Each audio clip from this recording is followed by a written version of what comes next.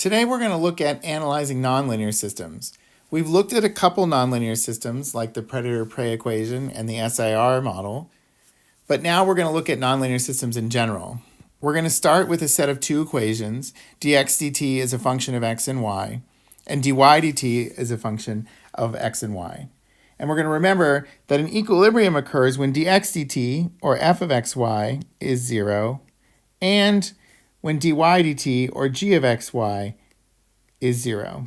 We need that the derivative for x and y are both 0 in order to have an equilibrium. But it's helpful to think about the set of solutions where just one of those equations is equal to 0. We call that the x-null-cline, or the set of solutions where dx dt equals f of xy is 0. That's called the x-null-cline. Or the y-null-cline, which is the set of solutions where dy dt, or g of xy, is equal to 0. So we can look at those two sets of solutions, and an equilibrium occurs when the x and the y null-clines intersect.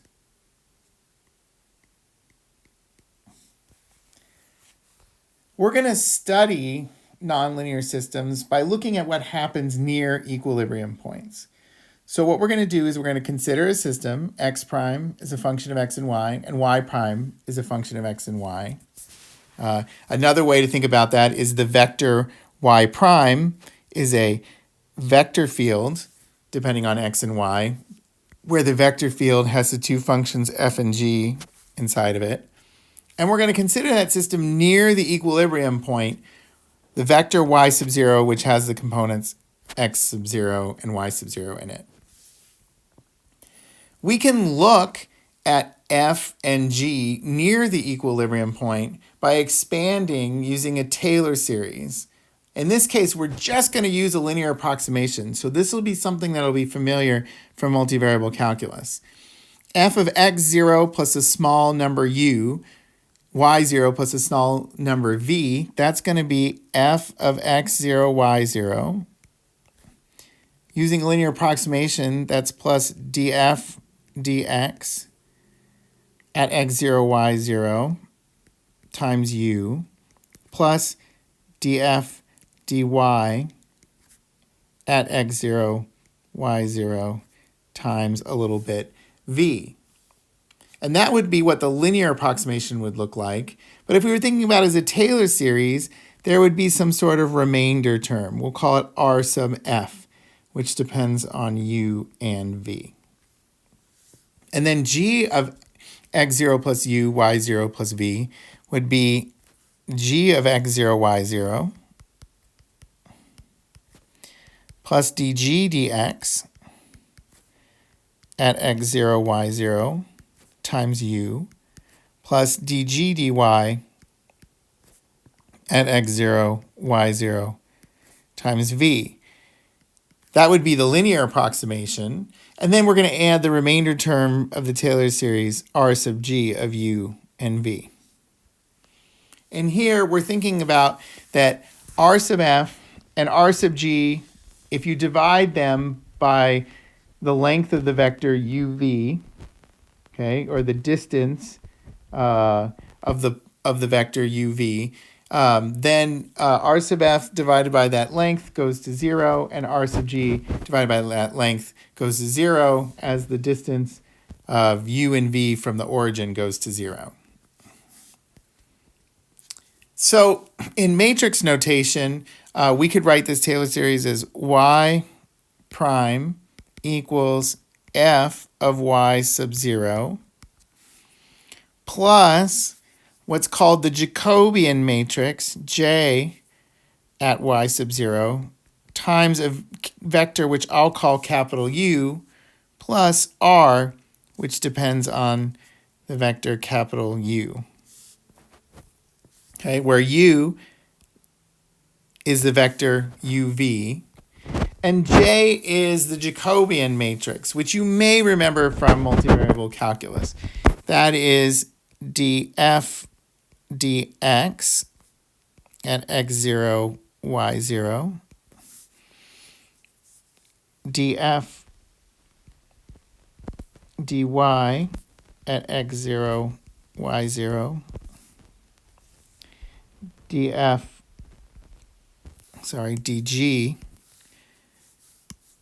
dx at x0, y0, and dg dy at x0, y0. So that would be the Jacobian matrix specifically at the point x0, y0. It's another way to write out the linear approximation, or the Taylor series in this case, for y prime.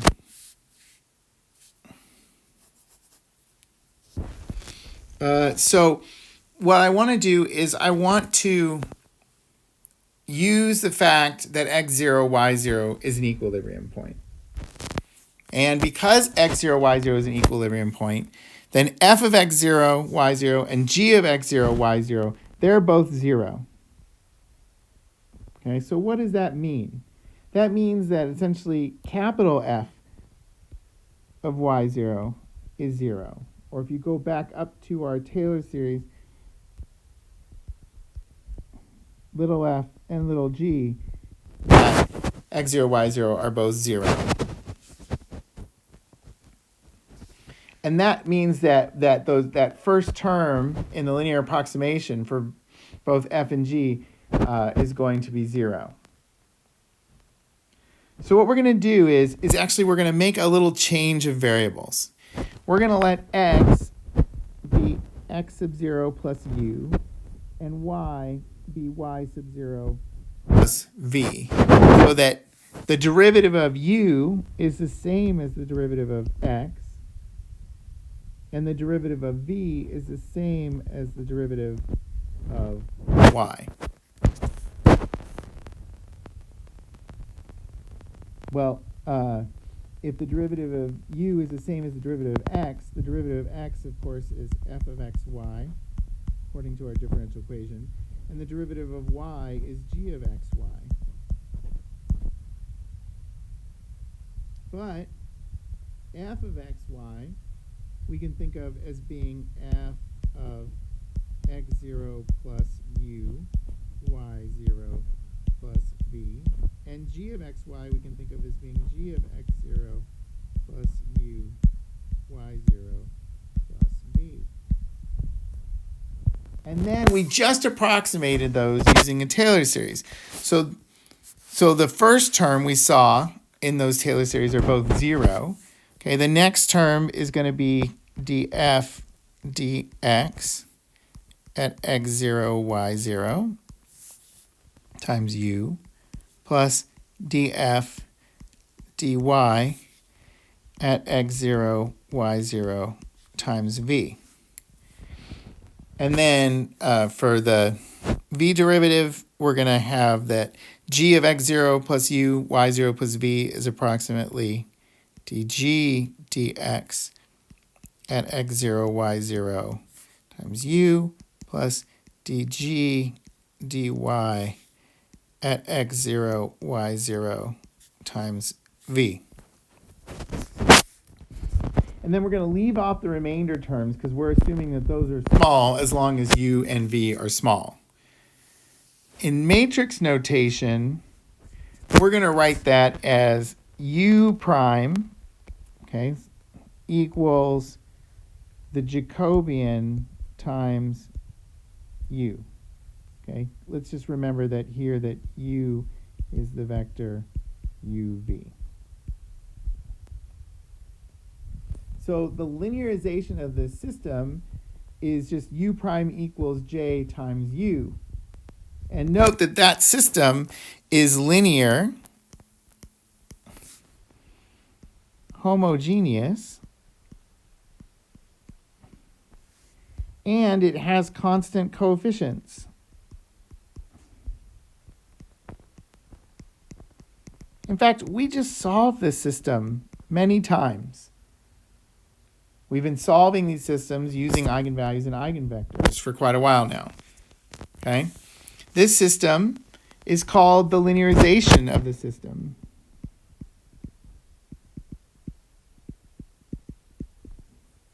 And here we're going to assume that J is a non-singular matrix, so it's invertible, so that the remainder terms go to 0. Okay, so what's the basic idea here? Is by changing coordinates, okay, by doing this shift where we have that x is x0 plus u and y is y0 plus v, by changing coordinates there, okay, we now get a linear, homogeneous, constant coefficient system where the equilibrium point is actually 0, 0. So we should make sure we mention that. The equilibrium point of this new system is 0, 0. And we're going to use that linearization to discover information about the nonlinear system. The best way that we can do that is to look at an example. So we're going to consider a system, dx dt is x times 2 minus x minus y, and dy dt is y times 3 minus 2x minus y. And let's try to remember what this is going to represent. I'm going to kind of rewrite this system. If I rewrite it, I can think about it as x times 2 minus x minus y, and then the second equation is y times 3 minus y,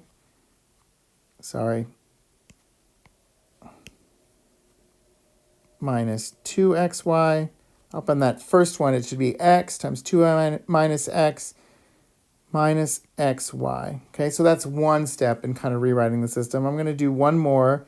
I'm going to factor out a 2, so it's 2 times 1 minus x over 2 minus xy, and 3 times 1 minus y over 3 minus 2xy. And hopefully by rewriting that system, you can now see that first x and y are growing logistically. Both of them have logistic growth terms. And then second of all, because we have interaction terms with negative signs there, that x and y are competing species. So what we're going to do is we're going to look at analyzing a competing species model. Okay. I would like to find the x null-line, all points where dx dt is 0. I'm going to change color for a second. Okay, so if I want to find all points where dx dt is 0, I'm going to do x times 2 minus x minus y is equal to 0. And that's going to happen in two places. Either x is 0 or y is equal to 2 minus x. So solutions where dx dt is 0 is when x is 0. Okay, so notice that I'm going to draw a line right here. Okay, that's when x is 0. And then I'm also going to look at the line y equals 2 minus x. So the line y equals 2 minus x is there. That's also where dx dt is 0. So along the green lines, dx dt is 0. Now let's look at, in red, we're going to look at the y null-line. That's where y times 3 minus 2x minus y is equal to 0. So we see that y equals 0 or y equals 3 minus 2x. Okay, so at y equals 0, that is this set of points along the x-axis. That's where y is equal to 0. And then 3 minus 2x, I'm just going to put the intercept 3 there. And then I think it's going to cross the x-axis at 3/2. So I'm going to draw a straight line there. Oops. Real quick, I want to make sure I get the right line here. Okay, and that is the y null line. Now the equilibrium points, well, that's where the x and the y null lines, as I said before, they intersect. Okay, so every time you see a red line intersect with the green line, then you have an equilibrium point. So notice at 0, 0, at 0, 0, you have an equilibrium point. Okay.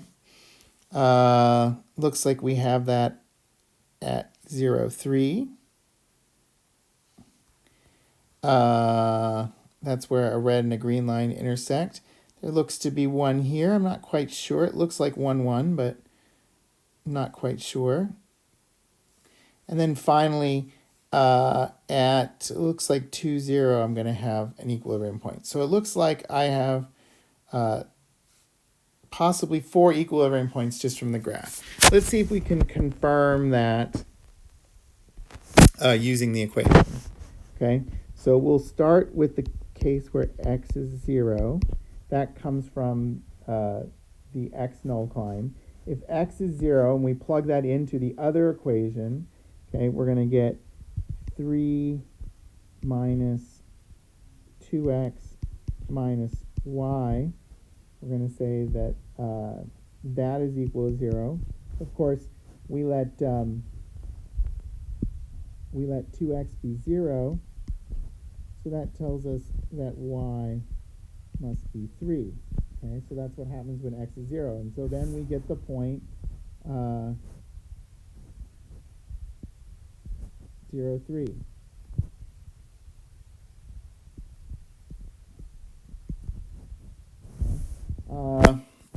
When y is 0, okay, we're going to plug y equals 0 back into the x null climb. Okay, when we do that, we're going to get that 2 minus x minus y is equal to 0. Here we're going to let y be 0. And that's going to tell us that x equals 2. So that gives us the point 2, 0. That was one of our equilibrium points. Notice that if x and y are both 0, right, then you get that dx dt and dy dt are both 0.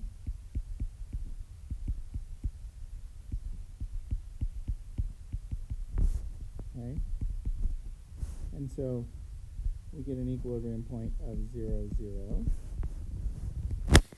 And then finally, we can look at the intersection of y equals 2 minus x and y equals 3 minus 2x.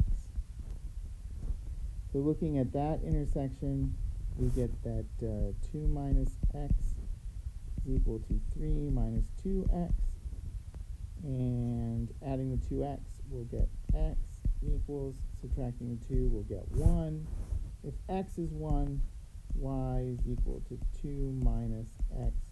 X is 1, so 2 minus 1 is 1. So we get the equilibrium point 1, 1. And so there you have it. We have the 4 equilibrium points. We had 0, 0, we had 3, 0, or 0, 3, we had 1, 1, and we had 2, 0. So those are 4 possible equilibrium points. And now what we're going to do is we're going to linearize the system around each one of the equilibrium points to see what kind of behavior we have around those equilibrium points. Okay? To do that, we're going to have to look at the Jacobian of the system. So we want to find the Jacobian at each one of the equilibrium points. So I'm just going to recopy the system down real quick so that we have it. Dx dt is x times 2 minus x minus y, and dy dt is y times 3 minus y minus 2x. So the Jacobian matrix, which is df dx, dg dx, df dy, Oh my gosh, that's not the right matrix at all. So df dx, df dy, dg dx, dg dy.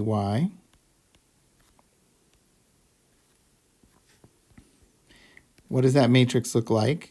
Okay, the x derivative of the first equation, let's see, might be easier if I actually multiply this through. So 2x minus x squared minus xy. And it might be easier if I multiply the second one through. So 3y minus y squared minus 2xy. That'll be easier for taking the derivatives. So the x derivative of f is going to be 2 minus 2x minus y. The y derivative is just going to be minus x. Everything else does not depend on y. The x derivative of g is only minus 2y. And the y derivative of g is going to be 3 minus 2y minus 2x. Okay, so that's the Jacobian matrix for every possible x and y. And what we want to do is we want to look at that Jacobian near equilibrium points. So we're going to find the Jacobian at the equilibrium point 0, 0. So plugging in 0, 0, I get the matrix 2, 0, 0, 3. And I can easily see that the eigenvalues are 2 and 3. And so the behavior near the equilibrium point 0, 0 is going to be a source because the linearization near 0, 0 is a source. Now the Jacobian at the point 2, 0, what is that going to be? So if I plug in y equals 0 and x equals 2, I'm going to get a negative 2. Let's see, negative 2. Y is 0, so I get a 0. And then I get a negative 1. So that matrix, we can see the eigenvalues on the diagonal. They are negative 2 and negative 1. And so 2, 0 is actually a sink. So the equilibrium point 2, 0 acts like a sink. Now if I look at 0, 3, and that equilibrium, so I'm going to plug in 0 for x and 3 for y, so I get a negative 1. X is 0, so I get a 0. I get a negative 6 for the next component. And then finally, when I do 3 minus 6, I get a negative 3. Okay. Now that is not an upper triangular matrix, but it's a lower triangular matrix. And so the diagonals still have the eigenvalues of negative 3, negative 1. And so it looks like 0, 3 is also a sink. Interesting. So we have the equilibrium point 0, 0 is a source, but 2, 0 and 0, 3 are sinks. What is the Jacobian at 1, 1? Okay, we're going to plug in a 1 here, so we're going to get negative 1, negative 1, negative 2, and 3 minus 2 gives me a negative 1. Okay? Well, how do we want to classify that that equilibrium? Well, we can look at the trace.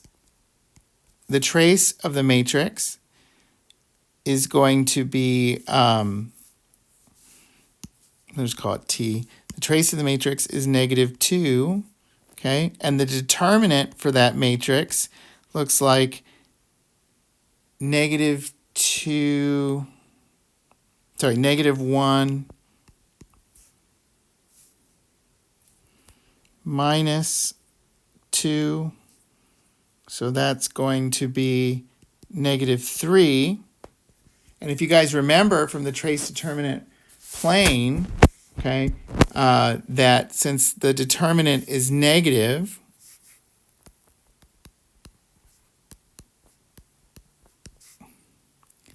one is actually a saddle. If you don't like that way of doing it, you can also say that the eigenvalues were negative 1 plus or minus the square root of 2. And one of them ends up being positive and one of them ends up being negative. So the 0.11 is a saddle.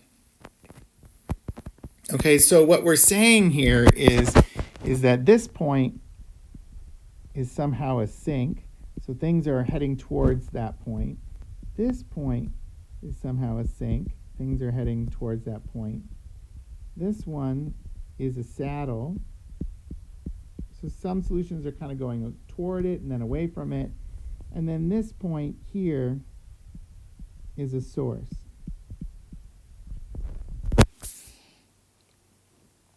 And that gives us a little bit of information about this system, but you're going to have to come back for the next lecture about null clines to hear a little bit more about how that system behaves.